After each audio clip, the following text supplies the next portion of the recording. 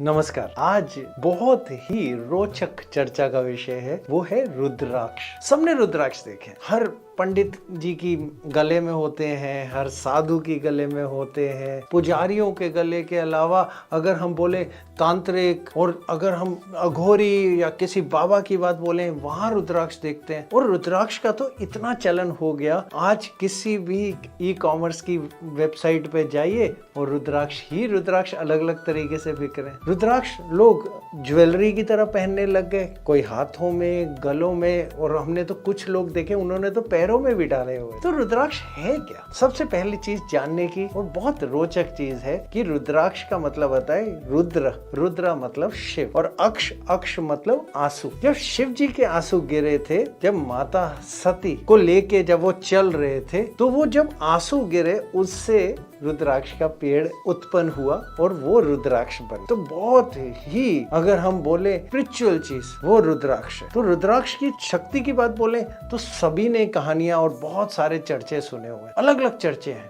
रुद्राक्ष ऐसे देखा जाता है, रुद्राक्ष डूब जाता है, पानी में नहीं तैरता है, रुद्राक्ष को हाथ में पकड़ो तो वो घूमने लग जाता है दो सिक्कों के बीच में, उसमें बहुत सारी एक मैग्नेटिक ऊर्जा होती है, पता नहीं बहुत सारे किस्से हैं। तो सबसे पहले हम आपको बताएं, रुद्राक्ष जो आराम से मिलते हैं और जो हर जगह से आपको जाने भी जाते हैं, जिस तरह से रुद्राक्ष अगर हम बोले तो वो 1 मुखी से लेके 21 मुखी तक होते हैं, लेकिन 22 मुखी भी मिल जाता है और 23 मुखी भी मिल जाता है। लेकिन अगर हम बोले कि कहां से मिलता है और क्या होता है, तो रुद्राक्ष जो उगने की बात आती है वो आती है हिमालय में, दूसरी उगने की बात आती है नेपाल में, तीसरी उगने की बात आती है हमारे दक्षिण भारत में यानी साउथ इंडिया में, और उसके अलावा इंडोनेशिया में। तो ये एक पेड़ है। पेड़ का अगर हम बोले ड्राई फ्रूट जो हम खाते भी हैं जिस तरह से, लेकिन वो ड्राई फ्रूट के अंदर की जो सीड होती है जब वो सूख जाती है, सूखी हुई जो हम सीड की बात बोले या बीज जिसे हम कहते हैं, वो रुद्राक्ष है। तो हम छीलते हैं खाल तो अंदर से निकलता है रुद्राक्ष। जब हम छीलते हैं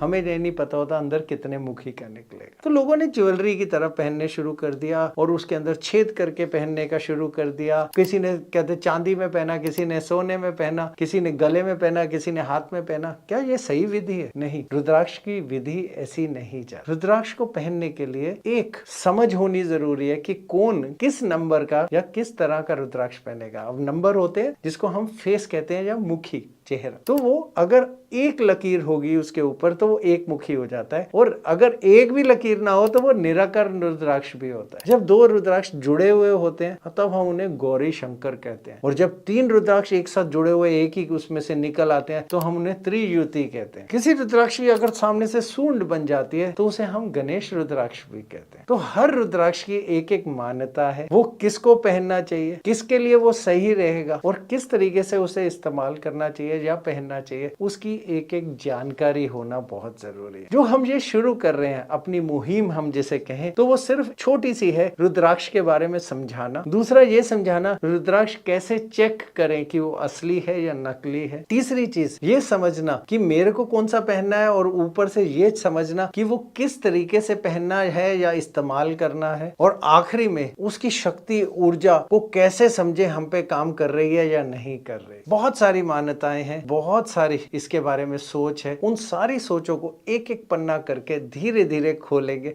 धीरे धीरे समझेंगे, और आपको हर मुखी के हिसाब से हर एक एपिसोड में हम आपको बताते जाएंगे कि रुद्राक्ष का कौन सा मुखी किसके लिए होता है, कैसे चेक किया जाता है, कैसे उसकी ऊर्जा को अपने साथ में जोड़ा जाता है, और कैसे उससे हम बेनिफिट या उससे हम अपने लिए अच्छाइयाँ या अच्छी चीजें निकाल सकते हैं। क्या करना चाहिए, क्या नहीं करना चाहिए, दोनों के ऊपर हम चर्चा करेंगे, हर एक रुद्राक्ष के बारे में एक एक करके। तो सुनते रहिए, ये एपिसोड चलते जाएंगे और हम आपको हर रुद्राक्ष समझाते जाएंगे, और बहुत रोचक लगेगा क्योंकि हर रुद्राक्ष के पीछे एक किस्सा है, एक कहानी है, एक मान्यता है। तो वो समझना, तरीका समझना, ये आपके लिए बहुत रोचक रहेगा। तो जुड़े रहिएगा, हम बताते जाएंगे और आपके लिए ये सामने उभर के आता जाएगा। नमस्कार।